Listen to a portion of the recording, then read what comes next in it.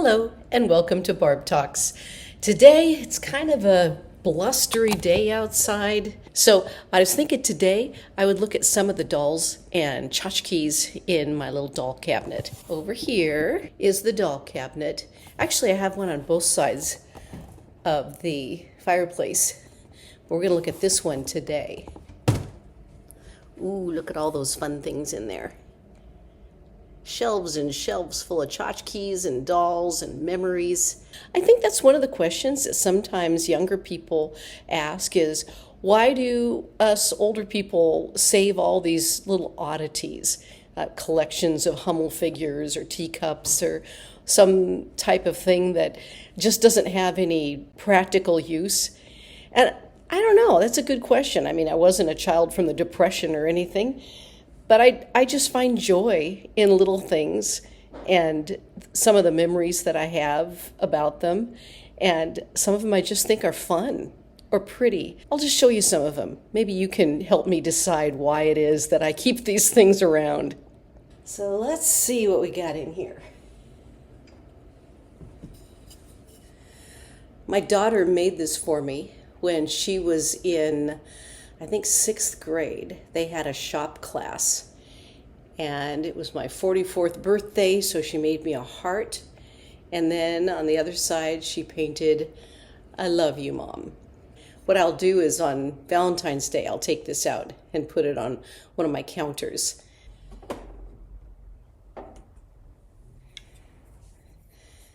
This is a wooden water buffalo, and the reason there's a ribbon around its neck is that its head broke off, and so I glued its head back on, and for whatever reason thought, oh, it would look less obtrusive if I put a big green ribbon around it.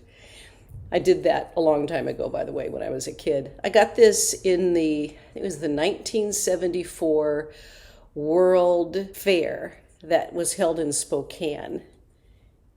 And they had like exhibits from all over the world and little tchotchkes from all over the world. And this was a hand-carved water buffalo. It was fun taking a look. It was Spokane. I hadn't been to Spokane before. I was a kid, went with the family.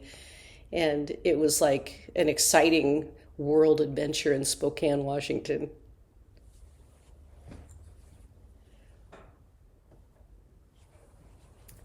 These are little dolls that are handmade from llama hair and I'm not sure what else, but this little man figure has a flute, wooden flute in his hand, and the woman figure has some yarn that she's spinning. These dolls were brought to the town that I grew up in when I was a child. I think I got these when I was maybe about 2nd grade. And a missionary came to our church, and they had been in Bolivia. And so these were handmade dolls from Bolivia. And I think the missionary might have stayed with our family. And that's why I ended up with the dolls. It seemed so romantic and exciting and colorful to see a different culture. When I was about in 6th grade, we'd gift presents to our siblings and parents at Christmas time. And my sister had picked this out for me, but while she was wrapping it for Christmas, the night before on Christmas Eve, she was wrapping it, she broke it. And she came up in tears to my room and just gave me the broken pieces and said she was so sorry. And I was thrilled because all I did was glue her back together. You can't even really see the glue marks of where she broke. I did a pretty good job gluing her together. But I glued her back together again, and this has been in my doll cabinet ever since. A little present from my sister and wholeness out of brokenness.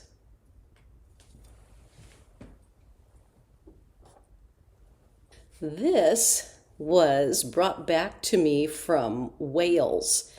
I can't remember if it was my mom or my aunt. This is the official dress of Wales, and Wales is part of my family history.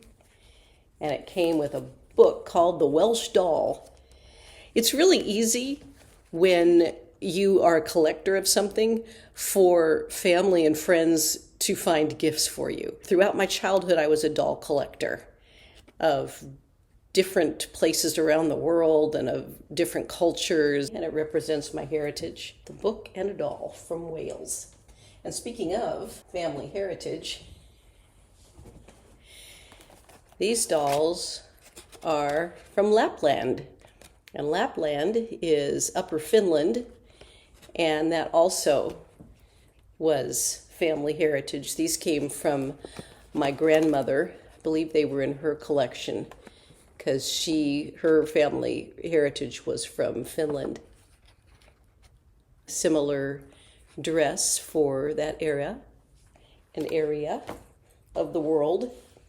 And speaking of family dolls, England, representing England.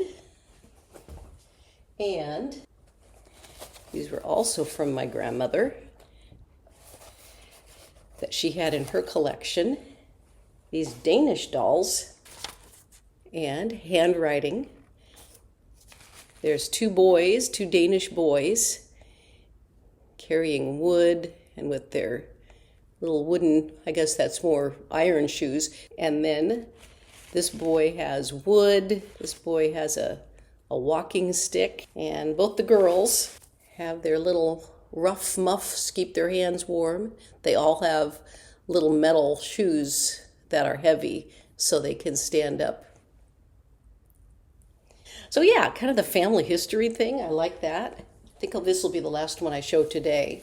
This is actually a newer one that I got when I went to Mexico about 4 years ago. It's just a little purse, a little zipper.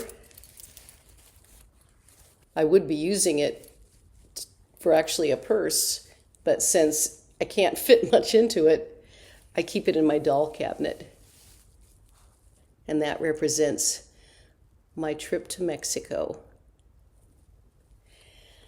So I think that's a good coverage for today. Obviously, I have plenty more Barb Talks to talk about my dolls and tchotchke cabinets.